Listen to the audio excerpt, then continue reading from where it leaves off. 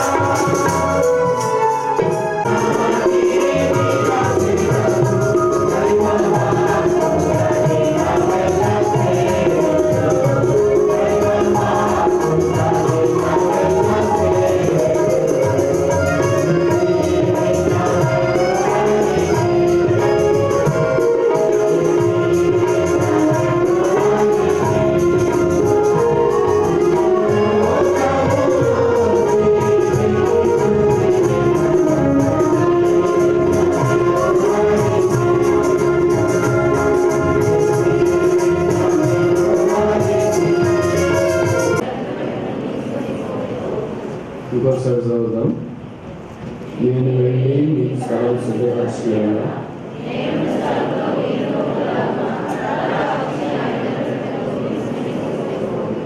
మరలా వచ్చి నా ఇద్దరు ఉండటకు తీసుకొని ప్రార్థన. వాళ్ళ మీద నుండి పడవటకు ముక్కులు ఎదుర్కోవడానికి మాకు సహాయం చేసినందుకు స్తోత్రాలు. కొంతమంది చేసుకున్న తీర్మానం మీద ముద్ర వేయమని ప్రార్థిస్తున్నాను. నిత్యత్వం కొరకు నిలిచినట్లు ఆ తీర్మానం ఆ జీవితంలో వాస్తవికతలోనికి వచ్చినట్లు చేయండి. సిస్టర్స్ మీటింగ్లో, యవనస్తుల మీటింగ్లో చేయబడిన పరిచర్యను మీరు ఆశీర్వదించు. చిన్నపిల్లల మధ్యలో చేయబడిన పరిచయను కూడా మీరు దీవించమని ప్రార్థిస్తున్నాం. ఈ రాత్రి మమ్మల్ని కరుణించి కొంతమందికైనా రక్షణార్థమైన వెలుగు ప్రకాశింపబడినట్లు చేయండి. మీరు కరుణించి ఖాళీగా వచ్చిన వారు ఖాళీగా వెళ్ళిపోకుండా, ముఖము చిన్నపుచ్చుకొని వెళ్ళిపోకుండా నన్ను అంగీకరించినట్లు సహాయం చేయండి. వందనములు చెల్లిస్తూ రక్త ప్రోక్షణ కిందకి తెచ్చుకుంటూ కడిగి పరిశుద్ధపరిచి అమూల్యమైన రక్తము ద్వారా నా పెదవులు గొంతుక హృదయం అంతా సున్నతి చేసి అవసరమైన మాటలు నోట ఉంచి మాకు పరిచయం చేయటం వరకే దిగరము. మీ ప్రజల ప్రార్థన భూమి మీద ఆధారపడి నిలువబడి పరిచయం చేయటం వరకే సిద్ధం చేయి. యేసు నామమున ప్రార్థిస్తున్నాను తండ్రి. ఆమేన్.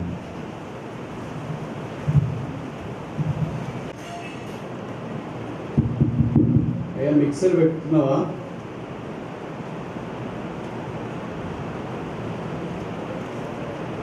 యేసు ప్రభు వారు మొదటిసారి ఈ భూమి మీదకి వచ్చినది ఎంత వాస్తవమో, యేసు ప్రభు వారు రెండవసారి రావడం కూడా అంతే వాస్తవం. పాత నిబంధన ఎంత వాస్తవమో కొత్త నిబంధన కూడా అంతే వాస్తవం. ఆకాశం ఎంత వాస్తవమో భూమి కూడా అంతే వాస్తవం. సూర్యుడు ఎంత వాస్తవమో నక్షత్రాలు కూడా అంతే వాస్తవం. పరలోకం ఎంత వాస్తవమో నరకం కూడా అంతే వాస్తవం. ఆ వాస్తవికమైన యేసు ప్రభు యొక్క రాకడ క్రైస్తవుని యొక్క శుభప్రదమైన నిరీక్షణ. దాని గురించి ఉదయకాలము కొన్ని విషయాలు మనం పరిగెత్తుకోవటానికి ఆరంభించిన దానికే మనము పేరు పెడతాం, ప్రోలోగ్ ఆఫ్ హిస్ కమింగ్.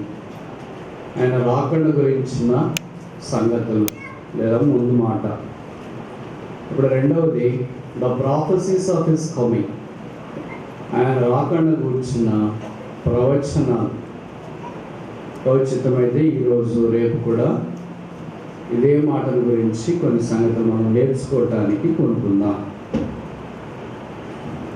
ఆయన రాకడ గురించిన ప్రవచనాలు కొత్త నిబంధనలో 260 అధ్యాయాలు ఉన్నాయి.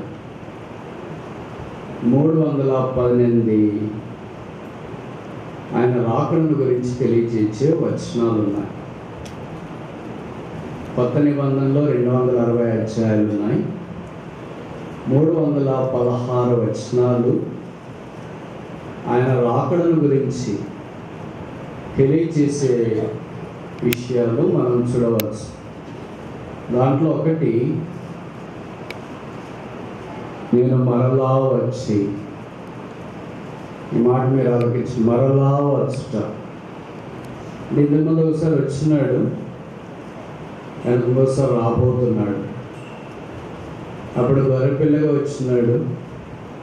యోహాను అన్నాడు, ఈ లోక పాపములను మోసుకొని పోవు దేవుని గొర్రెపిల్ల. ఆయన యూదా గోత్రపు సింహం. అప్పుడు పసి బాలుడుగా మానవాకారమున మన శిక్ష భరించడానికి కొరకు వచ్చినాడు. ఇప్పుడు దేవుడిగా మన పాపము క్షమించడం మాత్రమే కాకుండా బహుమానం వీటి కొరకు ఆయన రానయ్యున్నాడు.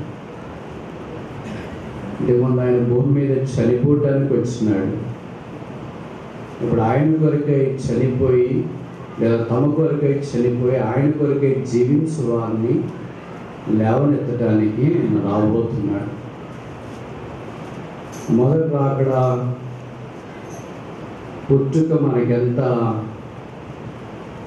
సంతోషాన్ని ఇచ్చిందో, అలాగే రెండవ రాకడ కూడా అంతకంటే ఎక్కువైన సంతోషం మనకు దయచేస్తుందన్నది వాస్తవం. కనుక ఇప్పుడు ఆయన మరలా వస్తున్నాడు. 5 రుజువులు లేదా 5 ప్రవచనాలు స్థూలంగా మనం ఏరుకుందాం. ఇందాక చెప్పాను కదా, చాలా ఉన్నాయని అన్ని చూడలేము. కనుక పాత నిబంధనలో ఒక్కటి చూస్తాం. యోగ గ్రంథము 19వ అధ్యాయం 25వ వచనం. Job chapter 19 verse 25. యోగ గ్రంథము 19వ అధ్యాయం 25వ వచనం.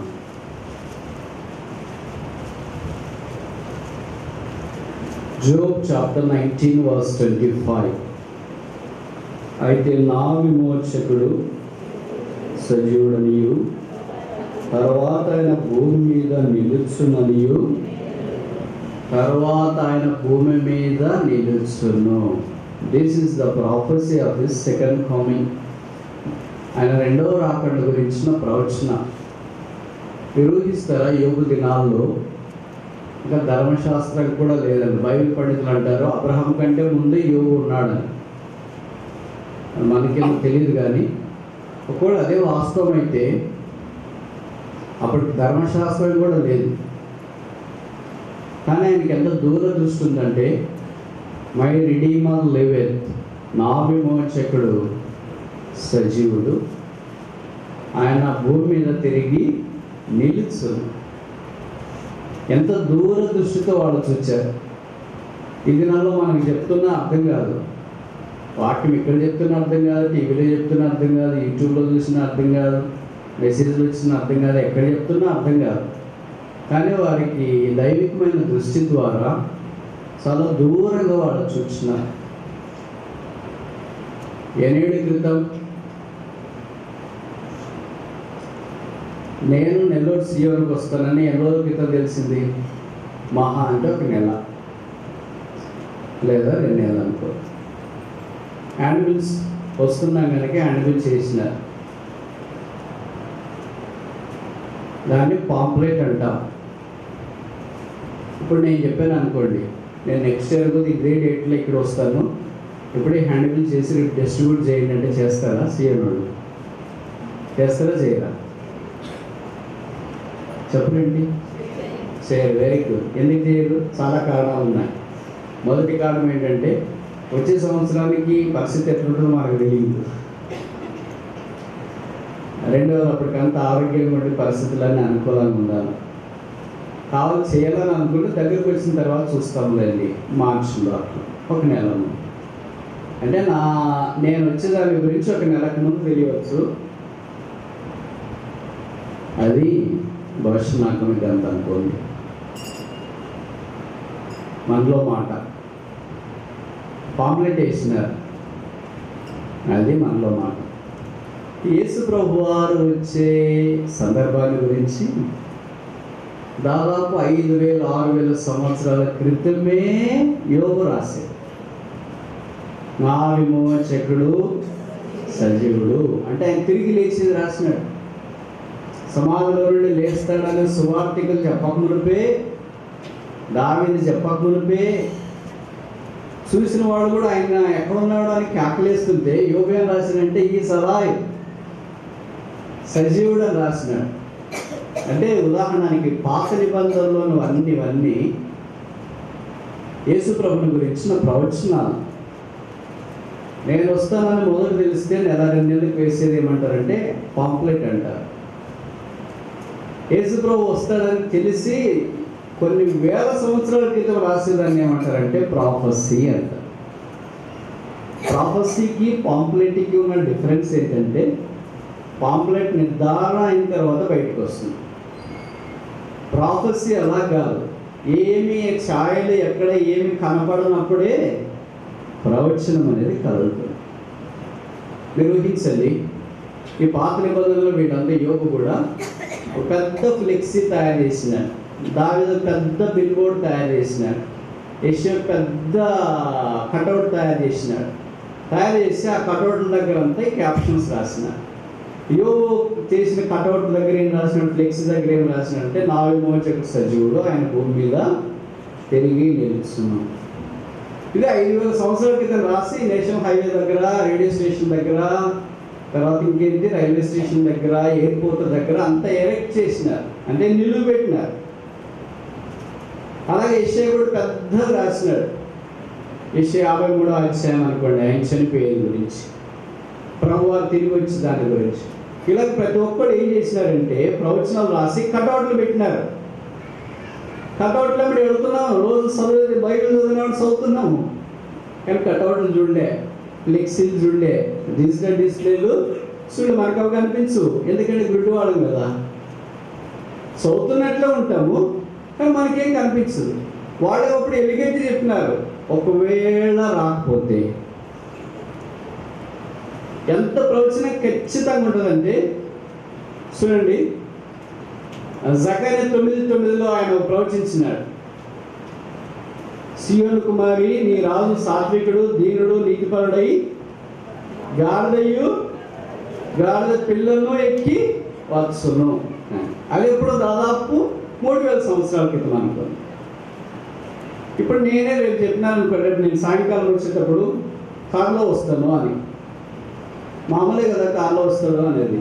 ఒకవేళ కారు పంచర్ అయింది, అప్పుడు 2 వీలర్లో వచ్చినాం, అది కూడా దొరకలేదు, ఆటోలో వచ్చినాం. అంటే రేపు సంగతి ఈ రోజు నేను చెప్పినా కూడా రేపు అలాగ వస్తామో లేదో నమ్మకం లేదు. మనలో చాలామంది అనుకుంటారు, రేపు నాకు వెహికల్ అందుబాటులో ఉంది, కారు అందుబాటులో ఉంది, ఇరుగు పొరుగు వస్తారు, అందరిని తీసుకురావచ్చు అనుకుంటా. రేపు మేమంతా వెహికల్ వస్తుండదో మీరు కూడా రండి, మాకు స్పేస్ ఉంది అని అంటాం. కానీ రేపటికి వచ్చి బయలుదేరేటప్పటికి ఏదో ఒకటి జరుగుతుంది, ఆ వెహికల్ అందుబాటులో ఉండదు. వచ్చిన తర్వాత మనం అడిగేవారు, ఏంటి వెహికల్ వస్తామన్నా రాలేదంటే కారు పంచర్ అయింది, ఏదో 2 వీలర్ దొరకలేదు, మా వాళ్ళు లాక్ చేసుకుని అక్కడికి వెళ్ళిపోయాడు, ఎంతసేపు అని ఏదో చూస్తాం, అందుకే ఆటోలో వచ్చినాం, షేర్ ఆటో. అంటే మనం రేపటిది కూడా ఈరోజు ఏమొస్తామో కూడా చెప్పలేమే. 3,000 సంవత్సరాల క్రితమే ఏ వాహనం మీద ప్రభువారు వస్తాడన్న సంగతి జకర్యా చెప్పడము, what a foresight it is. అలా ప్రతిది కన్యక గర్భము ధరించి కుమార్ని, కానీ ప్రతిది పాత నిబంధనలో ఉన్నదంతా, మైక్ సరిగ్గా లేదు,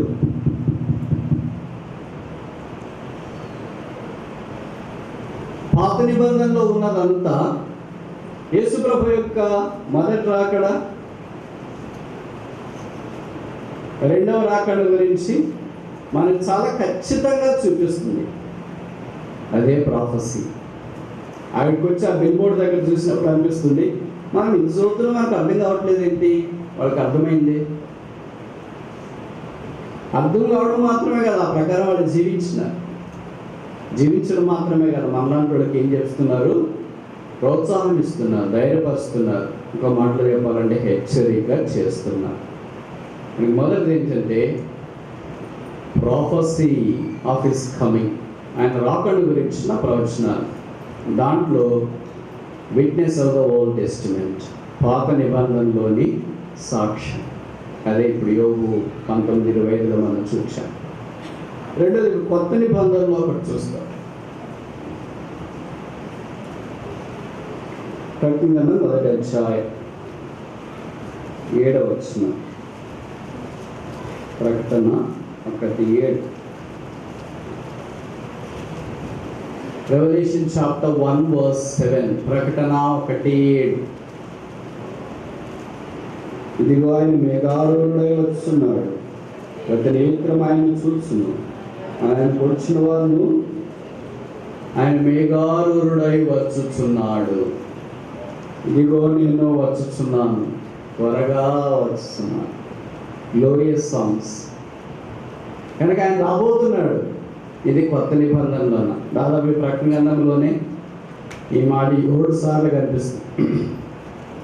7 సార్లు కనిపిస్తుందని బైబిల్ పండితుల యొక్క వ్యాఖ్యానం. మొదటిసారి ఇక్కడే కనిపిస్తుంది. బిహోల్డ్ ఐ కమ్ క్విక్లీ, నేను త్వరగా వచ్చున్నాను. కానీ కొత్త నిబంధనలో కూడా ఆయన గురించి సాక్ష్యం ఇది చెప్పి ఎంతకాలం అయింది?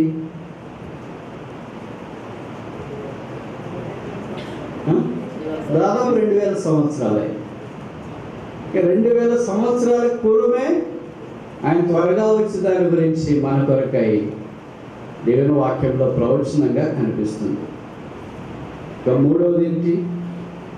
మొదటిదేమో పాత నిబంధన, రెండవదేమో కొత్త నిబంధన, మూడవది అపోస్తుల కార్యం మొదటి అధ్యాయం 11వ వచనం. అపోస్తుల కార్యములు మొదటి అధ్యాయము 11వ వచనం.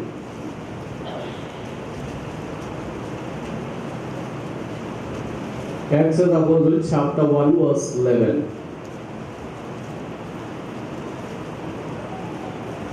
అది కూడా చూద్దాం. ఆయన వెళ్ళుచుండగా, ఎక్కడికి, ఎట్లా, ఎప్పుడు, ఎందుకు, ఎలా, పైన జవాబు ఉంది. ఆయన ఆరోహణమాయన, అప్పుడు వారి కనులకు కనబడకుండా ఒక మేఘమాయనను, ఒక మేఘము. ఏ మేఘము? మీ అందరికి తెలుగొచ్చు అనుకుంటా. నేను తప్ప తెలుగు మీడియం వాళ్ళు ఎవరు లేరా ఇక్కడ? ఒక మేఘం. ఆయన జీవితంలో ఈ ఒక మేఘము చాలా ప్రస్తావనకు ఉంది.